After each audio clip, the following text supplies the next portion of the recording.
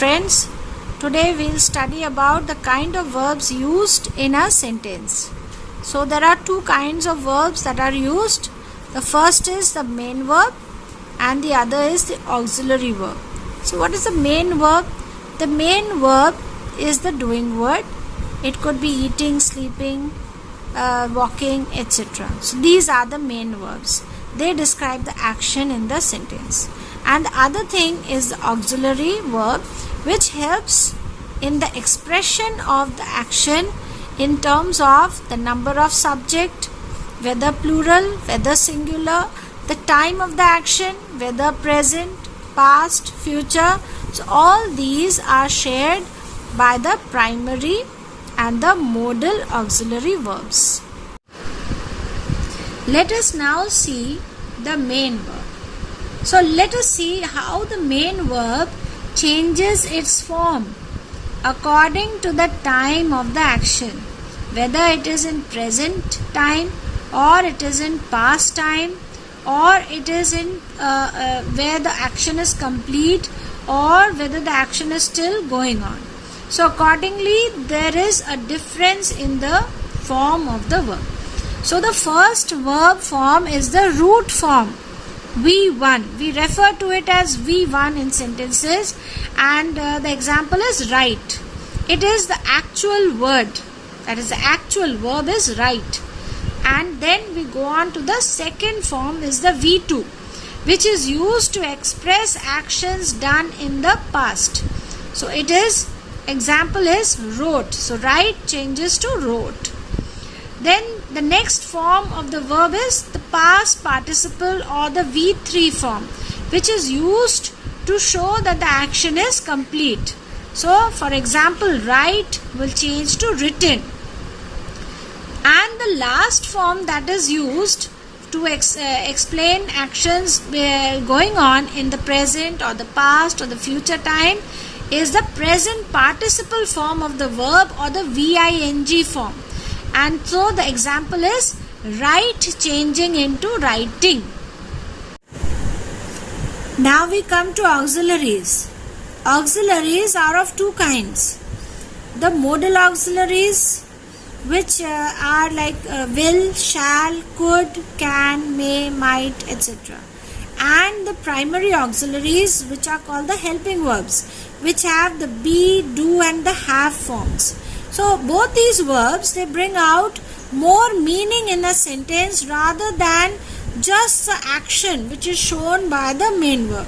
So in this respect, we find that the verbs, both categories, they do a lot in giving meaning to a sentence.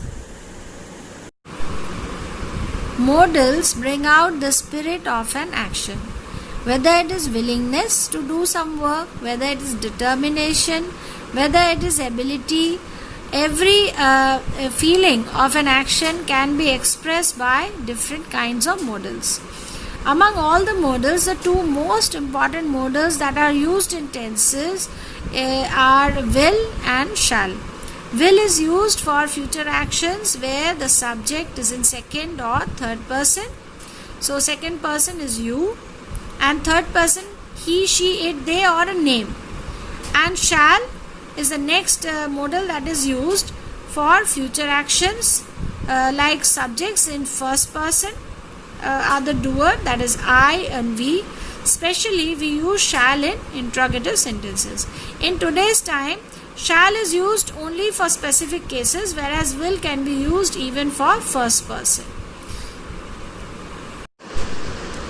Now we come to the helping verbs. The helping verbs are the most important part of the tenses apart from the main verb because they add the meaning of the tense in the sentence. These are the verbs that are going to tell us what the tense is.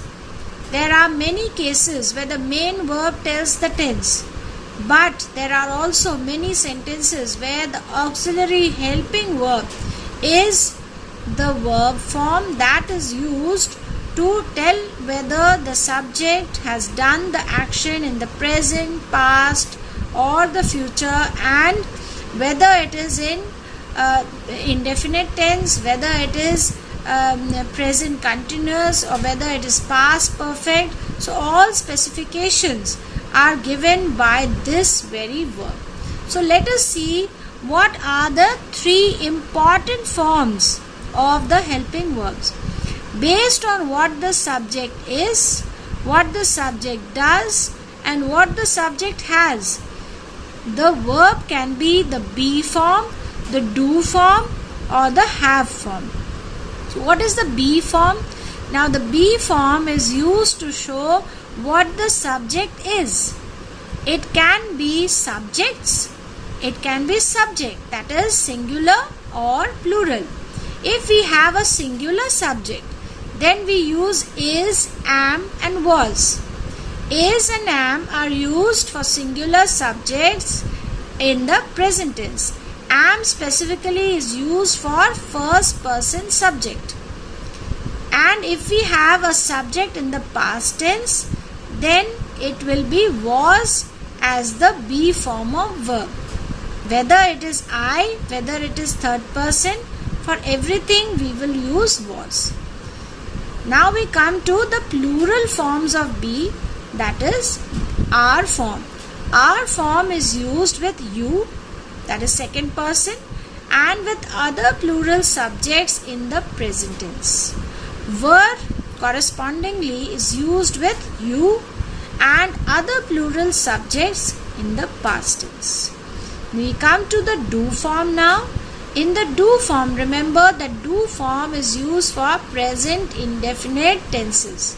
So the does form is used for singular subject in the present tense.